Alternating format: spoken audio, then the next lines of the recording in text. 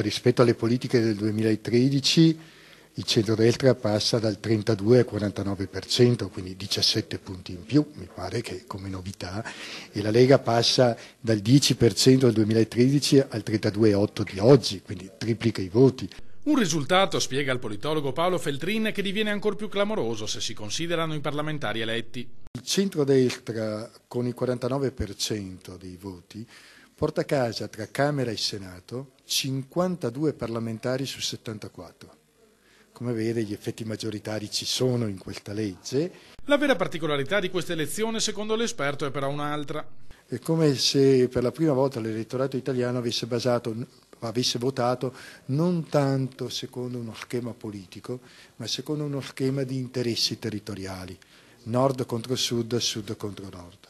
Un'Italia divisa in due lungo la linea gotica, con richieste alla politica profondamente diverse. In qualche misura il nord si attende un riconoscimento del lavoro che passi attraverso una rivendicazione di maggior ricchezza o di meno tasse, eccetera, mentre la richiesta del sud è il lavoro che manca.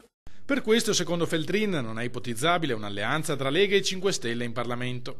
Mi sembrano due proposte letteralmente incompatibili tra loro, o i soldi si trovano per abbassare le tasse o si trovano per fare il reddito di cittadinanza. Le due cose insieme dubito che si riescano a fare, stante le ben note condizioni di finanza pubblica. Proprio per questo trovo del tutto stravagante chi pensa a un'alleanza tra Lega e 5 Stelle, non la vedo proprio. Più probabile l'ipotesi di un governo di minoranza di centrodestra, una riedizione a parti invertite di quanto avvenuto nel 2013. Quando il centro-sinistra, che non aveva la maggioranza del Senato, ricevette per senso di responsabilità l'appoggio esterno di Forza Italia. A parti invertite potrebbe tranquillamente succedere tra qualche settimana.